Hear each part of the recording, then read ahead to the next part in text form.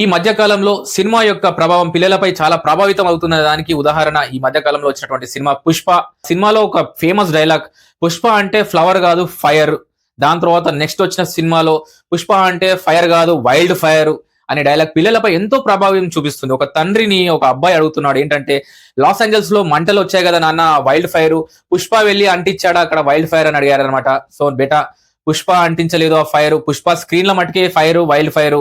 కానీ ప్రకృతితో చెలగాట మాడితే ఎంతటి అగ్రరాజ్యమైనా కానీ కూడా తల దించాల్సిందే. ఎందుకంటే గాలి, భూమి, నీరు ఇది ప్రకృతి మనకిచ్చినటువంటి సంపద. సో అగ్రరాజ్యం అని ఎలాంటి రాజ్యమైనా కూడా కుప్పగూలుతుందనే దానికి ఉదాహరణ.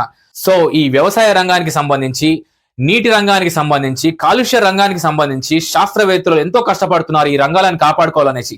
అలాంటి శాస్త్రవేత్తలకు ఎప్పుడూ కూడా ప్రోత్సాహం ఉండాలనేసి కోరుతుంది లోకల్ ప్రొడక్ట్ డెవలప్మెంట్ ఆర్గనైజేషన్. మన ప్రకృతి సంపదను కాపాడుకోవడమే మన ధ్యేయం.